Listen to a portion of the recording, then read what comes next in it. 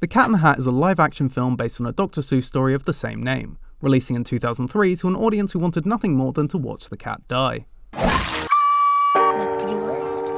Number 2, practice coloring. Number 3, research graduate schools. Number 4, be spontaneous. Critical reception was less than stellar. In his review for the Rolling Stones, Peter Travers stated, "I hate how the Grinch stole Christmas." Thanks, Pete. Famously, this film was so awful that Dr. Seuss's family barred the production of any more live-action adaptations of his work. The movie must be pretty bad. But what if it wasn't? What if the movie was unpleasant on purpose to make a point as a biting political satire, not as a product made for enjoyment, but a work of art? You're not a cat in a hat. That's not a hat. You're not a cat. So before we get into the fun stuff, we should probably base ourselves on the source material and its themes. No, don't click away. It's a 60-page children's book. This won't take long. The Cat in the Hat is a story about two kids who are bored because it's raining. Suddenly, the cat in the hat. This funny fella has come to teach the kids how to have fun. How delightful. Unfortunately, the kids have a fish, and the fish is a prick, and he spends the whole book yelling at the cat for being too cool. But maybe he has a point because the cat's fun becomes too chaotic, breaking stuff and making a mess. But don't worry, he rounds it off by cleaning up the stuff with his cleaning machine. It's a really simple story about knowing how to have fun in the house, but knowing when to stop. The fish is a representation of following rules too rigidly, spending the entire book complaining and worrying about what mother will think, while the cat doesn't follow rules enough, causing chaos through his low-stakes shenanigans. The kids are pretty much just blank slates. The girl Sally's given a name, but the boy isn't. They're just inserts for the reader to watch the cat and the fish argue about rules. But you didn't come here for a stinky children's book, you came here for a higher class, more sophisticated children's film. No opening the crate. No looky, no touchy. When I watch a movie, I like to focus in on what the movie's trying to say, how it presents its message. So it's important to identify the message that the film treats as the most important. Luckily for us, this film was written for babies who piss their pants, so that's going to be pretty hard to miss. Like its source material, The Cat in the Hat is about having fun right, finding a balance between breaking rules and following them. Both the cat and fish serve the exact same role as they do in the book, although the fish is much less relevant, not being expanded the way the other characters are. Would you like to go back in the toilet? On second thought, it's such a beautiful day. Why spend it indoors? The kids are the most expanded out of the four characters, which you probably guessed because of all the nothing they did in the book. Still a brother-sister duo, we now follow Conrad and Sally, who, much like the cat and the fish, represent breaking too many rules and following the rules too strictly. Mommy, can't I have some rules?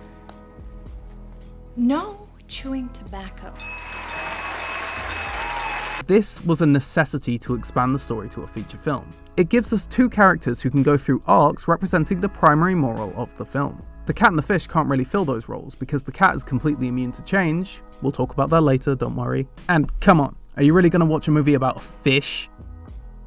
That doesn't count. Doesn't count. The film has a minor antagonist in the mother's boss, Mr. Humberflug, played by the voice of the fish. His gag is his germ phobia, constantly applying hand sanitizer and firing people for touching him. He's an example of rule obsession gone too far, making him another counterpart to the cat. But why would the cat need multiple counterparts? How powerful could he be? I am so glad I asked. Scream and run. One of the biggest criticisms of the film is how goddamn unlikable and annoying Mike Myers is as the cat. And I'm inclined to agree. This cat is a bastard, and not just a bastard, but Lord Satan himself. Maybe, let me explain. The cat is portrayed a little bit differently than in the book. In the book, the cat just kind of opens the front door and walks in. But in this interpretation, the cat just fucking appears in their house, unexplained. He's definitely characterized with a violent streak to his personality. Constantly threatening people, being emotionally volatile, and generally having a lot of jokes about death and murder. Here he is about to assault a child. This cat is less focused on fun and more focused on criminal violence. And let's talk about fun. The cat introduces himself as someone who wants to help them have fun in the right way, but he just doesn't. The only attempts to have fun in this film are a music number, lame, jumping on the couch, lame, and baking some cupcakes which he fucks up anyway, lame. Instead, he spends the rest of the movie trying to fix problems that he created, but he never seems to try that hard. In fact, he's characterized by being entirely disinterested in fixing things throughout most of the film. He obviously doesn't like the kids, he takes every chance to put them down. He has a running joke about getting Conrad's name wrong through the entire film. Listen, Comdex. In the climax, he's prepared to watch Sally die if they fuck up.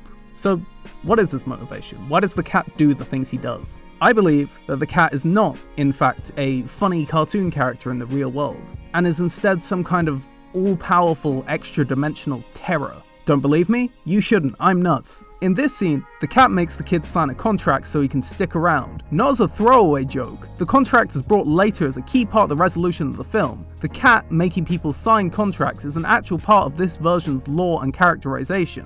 Notice how he drops his fun, goofy attitude in this scene. This is the one thing he's serious about. You have to sign the contract. This could be read as a parallel to making a deal with the devil.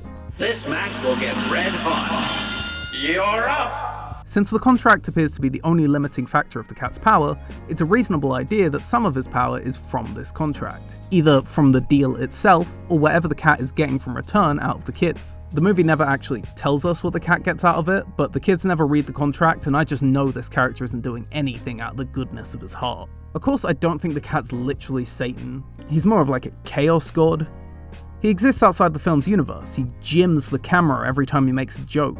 He's the only character breaking the fourth wall, and he does it constantly. Like, I get making a fourth wall joke, but this is Deadpool levels. At a certain point, I have to say it's part of the character. A lot of this could be explained by the ending of the film. He claims to have planned everything that happened in advance in order to fix the kids. And firstly, if he has that level of foresight, then I'm taking it as confirmation that he's a god. And secondly, this cat did nothing to help these children.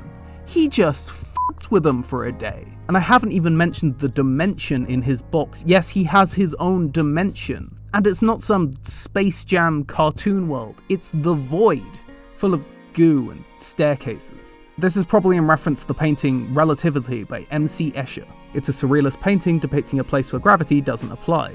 The cat lives in a dimension of no rules, therefore chaos. But what's the deal with all this pink slime? Why is this dimension so gross? Matter of fact, why is this whole movie so goddamn disgusting? Attention everyone! It's 9:02! Staff meeting! Staff meeting! There's something off about this movie's production design. On one hand, it's fantastic, probably deserving of a better film. But on the other hand, there's something wrong with this town. It looks so artificial, lifeless, like a toy that isn't being played with anymore. Look at all these houses, sparse, conformist, featureless. All the cars are the same color. The film is presenting Anvil, that's the name of the town by the way, Anvil. The film is presenting Anvil as an example of conformism to its extreme. Obviously tying into the central narrative about rule breaking, however it's also a trait that suburban areas, especially American suburban areas, are known for, with homeowners associations literally existing to enforce conformity onto neighborhoods. Let's take a look at the film's antagonist, shall we? No, not the cat, we talked about the cat, get Mike Myers out of here! I previously mentioned one of the minor antagonists, Mr. Humberflude. He's presented as someone who enjoys abusing the power he has over his employees, making a big show out of firing people and threatening to fire people. You're fired!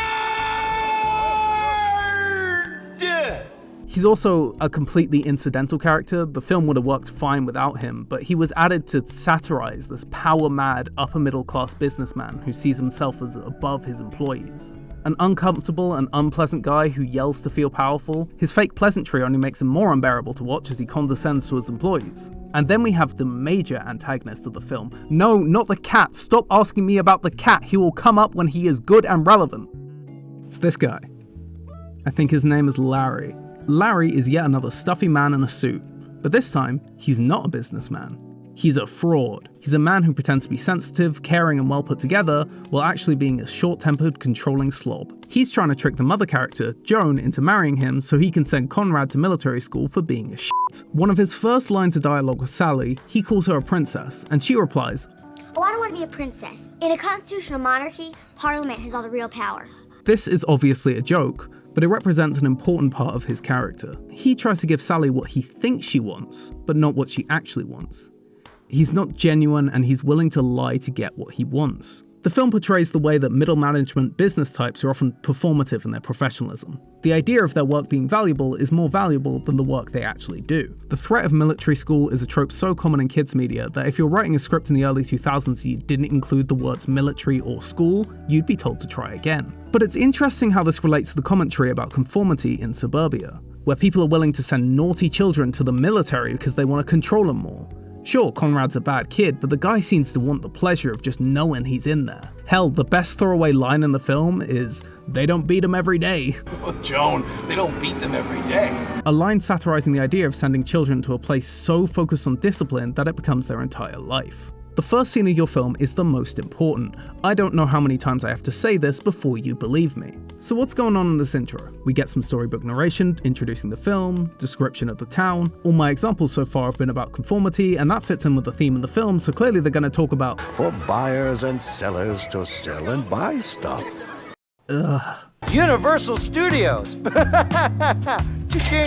The Cat in the Hat loves money. Not in terms of box office, because good lord, it did not make any there. No, it's just always making fun of capitalism, business, consumerism. Here's where they make fun of teams of shady corporate lawyers and unjust lawsuits. Here's where they make fun of entertainers fighting over credit. Here's where they make fun of the usage of cheap overseas labour. Oh look, an extended scene satirising paid infomercial segments on TV. The tropey catchphrases they use. Wait a minute, did you say anything? Anything! Anything! Yes, anything! With a host characterised by his spinelessness and his focus on selling the product, allowing a guest to act like a complete sociopath on camera. The laugh sign above the audience really points out how artificial it all is, just to culminate in a product that doesn't work as intended, just like as seen on TV products. I mean, look at that slime. Would you eat that slime? I wouldn't. It's purple, like the guy. The final act really starts getting insecure about its wacky concept and starts to shove the meta jokes about commercialism in your face. The cat stops the scene to plug Universal Studios because the true villainy is selling out. This joke is from Wayne's World. Contract or no, I will not bow to any sponsor. The Cat in the Hat is a controversial movie. Hated by critics, a commercial failure. Little too racy for its own good. But it clearly had effort and thought put into all its aspects. Hell, some of the jokes are even pretty good. She talked back to me, so I ordered her not to speak to me anymore. And you don't like Fosse? I won't tolerate it. But it was doomed to fail. It's a cynical, off-putting satire with a main character who plays the role of a bastard. But it has something to say. And that's more than I can say for a lot. But you may be wondering, Fieldsy, are you fucking with me? A little bit.